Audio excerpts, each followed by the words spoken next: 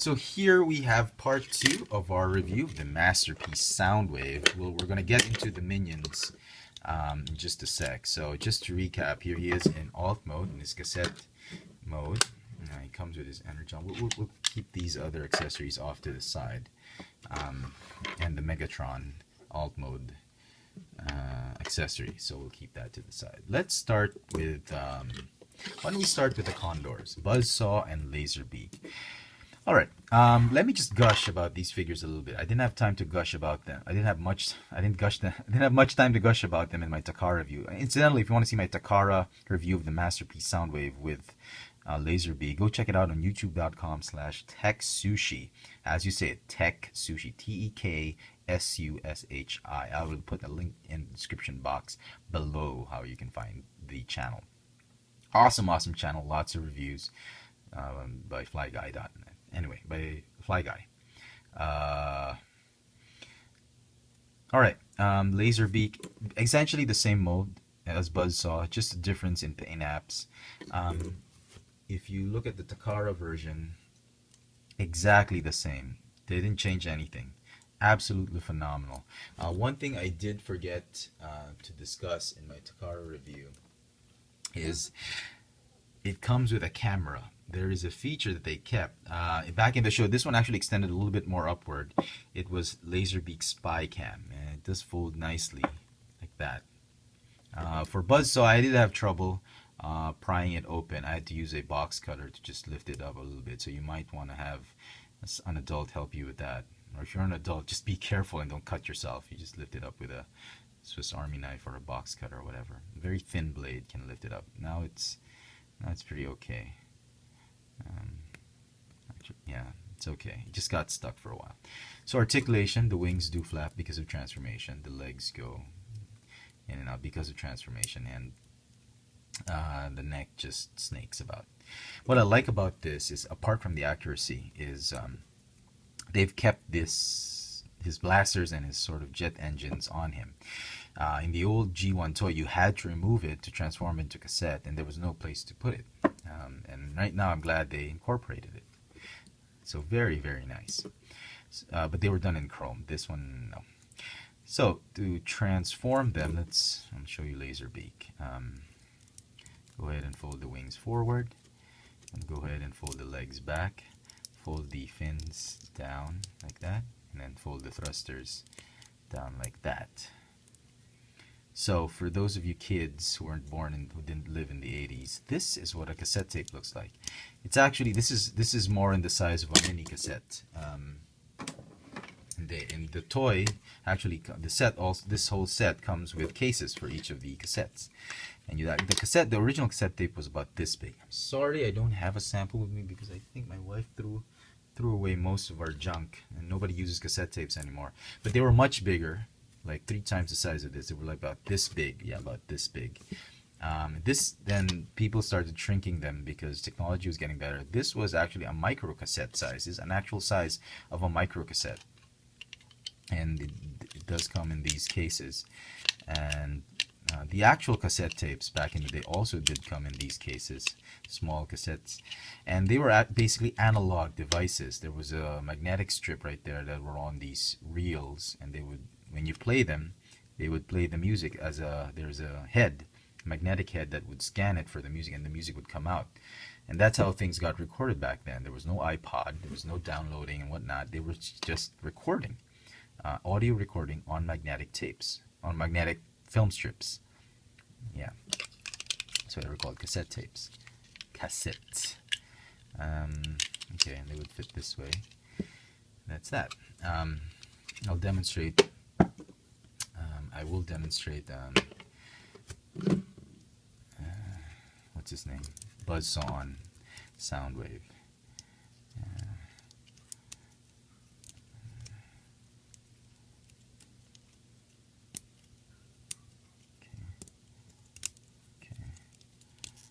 What's nice about this is that Hasbro is very thoughtful. Hasbro Takara is that when you pop in the head, it's very difficult to sometimes pop it out like that. You can push it with your fingernail right here, and the head would pop up. So that's a nice touch to that. So that's a cassette. As you can see, there you go. There's a measuring device right there, measuring decal, and it'll tell you how far the tape has gone from this side to this side. So if it was thicker here, you've played a lot of the music. If it was thicker here, you haven't played. And then they were back to back. They were double-sided. The real cassette tapes would look exactly the same on the either side, and you could just you could play the cassette tape like that, play the music. Once one side is done, just flip it over to the next side, side B, side A and side B, and you'd play music again, and the whole tape would get rewound. Side A would get rewound as side B was playing. So very, very nice. And again, as I said, you can fit up to 3 cassette tapes inside.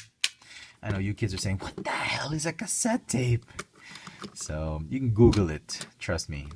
Bit of nostalgia. So fits nicely right there. All right, so put it there. All right, on to, we'll do Ravage first, then we'll do the twins, the humanoid twins. So Ravage is a Jaguar, very, very nice. Again, they've incorporated the rockets. Back in the old G1 toy, they were removable rockets, and when you transform, there was nowhere to put it. They're done in chrome.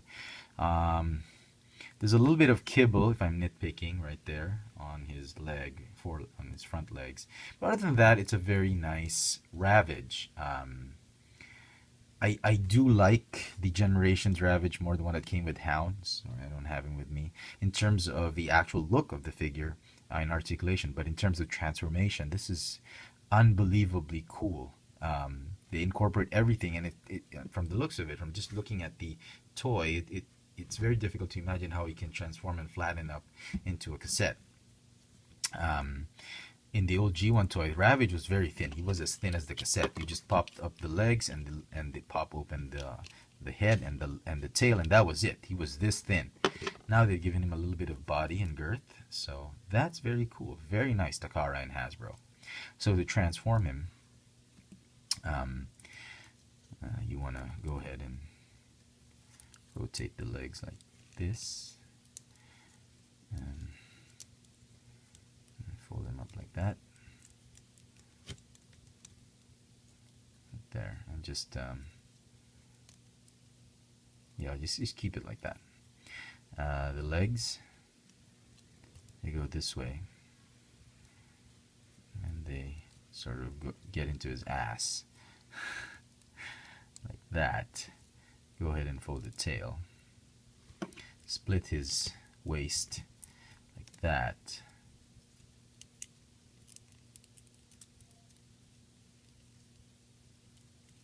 go ahead and rotate. Oh no, what am I doing? Sorry. Rotate the hip like that, and you'll see some notches right there. That's for these pegs right there. They will fit like that. Right there. Right. And these, Hasbro was nice enough in the instructions to tell you that there are pegs right there that peg on, so that when you're removing, excuse me, when you're transforming into Jaguar mode, you have to pop open the legs like that. You don't just swivel them out like that. You're not gonna do anything. That you pop them out before you swivel them out. So very nice on the instruction side, on side of Hasbro. So go ahead and do the same on the other side, right there. Now this head, I thought this was probably the only thing I didn't like about the transformation. The head splits like that to transform. I would have wanted it. They found a way to fold it backwards, but then engineering wise, it would be very difficult. So it's okay. So again, you have the cassette look. He does come with his own cassette case as well. So we'll put him here like that. Oops. Come on. No. That. There's only one way to do this. Basically, one way to do it. So that's that. All right. On to the twins, Rumble and Frenzy. You know, for some of you, the pile, having them in this mode may seem, okay, that's cool. But for us who grew up in the 80s, this is so iconic. The pile drivers. The old G1 toys never had pile drivers. A third party had to make one for them. Or did they? No, I don't think they did. And they had guns, but that was it. They never had pile drivers. And so having them here, the pile drivers they're not incorporated in the transformation. That's fine. But just to have them with their own pile drivers that actually move is pretty cool, pretty iconic for this duo. And because, look at that. Pile drivers. And then, for those of you who never saw the G1 cartoons, it's very difficult to understand the nostalgia we're all feeling now, collectors, with these pile drivers. But suffice to say, they were very, very cool back in the day. And to have them incarnated in Masterpiece version is just amazing. So, they are removable. Let me get Frenzy and Rumble in their robot mode so we can see how they do look like. Oh, sorry. My mistake. Let me just spin the legs around. They've got some pretty decent articulation as well. They come with weapons as well. So let me just look at that. That is Frenzy. So very, very cool. And then Rumble, his brother. They're not actually brothers, they're just teammates. I don't know. I don't know what I'm saying, but they are minions. Not the Despicable Me minions, but you know what I'm saying. They're the serious Soundwave minions. Not the no. Not Guru's minions, Soundwave's minions. So there you go. Very, very cool. It's so G1. I cannot begin to imagine, even begin to tell you and gush about how G1 they look like. So they do have weapons. These are removable. They store at the back, just like the old G1 toy. Oh, sorry, you flip it out like that to get the smaller pegs. And there you go. Same with Frenzy. And if you collect Transformers Prime toys, there's a Rumble, and then Takara gave a Frenzy version. And the reason that you had to get both was because of this. It's actually the G1 cassettes, their version of the cassette that you had to get, because they were both the same mold and they came together. They always came together. The old Blaster toy also had his minions. They had Rewind and Eject, also were robots, small robots. So that's pretty cool. Before I transformed them into their cassette mode, cassette tapes, let me show you how to store the weapons. So Frenzy, go ahead and do this. Pop it open. Pop this one in. And oh no, this one. And right here. You can fit the blaster in like that. And then close. There's one blaster for each pylon, a pile driver. You can't switch them about for obvious reasons. And then they also came with these.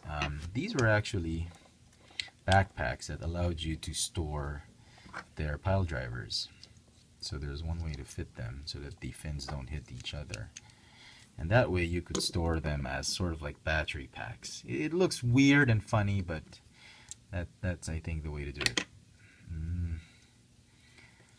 Or they were supposedly just extra spare batteries that you would clip on your belt, like here. I can't remember what they were for. I didn't have the Takara version. So onto Rumble. It's exactly the same. Go ahead and no, sorry, this one. Sorry, make sure you fold out the peg and fit them in like that.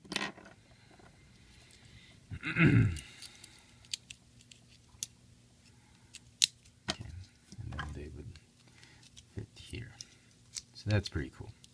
And then you'd store them on his backpack. So very, very nice. I think they would act as battery packs. I don't know. So we'll keep them there. Yeah, nowhere to store them. Okay, on to transformation. Not too difficult, very straightforward. Just go ahead, very intuitive. You just go ahead and rotate this. And it can be very tricky to pop the head open. Just dig your nails into that, and then just slowly pop them out. But it is very difficult the first time around. So go ahead and put his hands like that. Now, if you follow the instructions to the detail, you'll know that transform him into back into robot mode, there's a little bit of an error. So it's 1, 2, 3, 4, 5, 6, 7, and then 8. It's supposed to be 1, 2, then 8, then 3, 4, 5, 6, 7, 9, and so forth. So just a bit of advice for those of you who follow the instructions strictly. So anyway, go ahead and rotate like that. Oops, sorry, my bad. Just, yeah, I was right the first time. And go ahead and you have to collapse the knee joint onto the leg before you can, before you can really fold it up like this and then lock in place. Oh, sorry, I forgot to do something. You gotta collapse the waist piece like that, and then there. And then just tab him in right there. And basically just do the same on the other side. Okay. Okay. And then he'll come as cassette case, carry case. There you go. Let me put buzzsaw in his cassette case.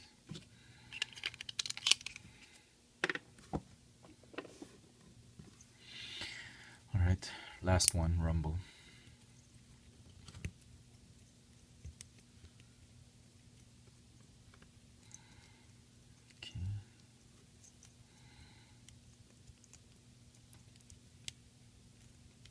Slide it over. I don't want to break anything.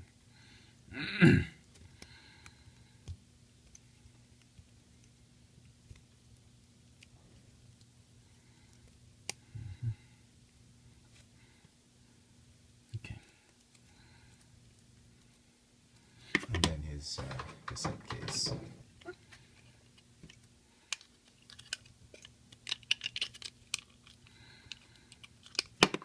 All right. Let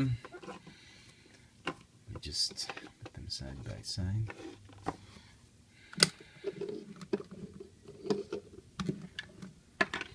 So there you go. There you go, folks. Put this at the back with the Megatron gun. There is masterpiece Soundwave. Let me see if I can squeeze this guy at the back. All right. There we go.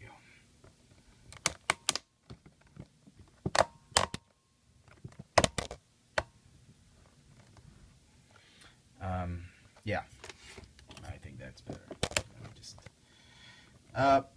Let me just finish my sentence. So there you go.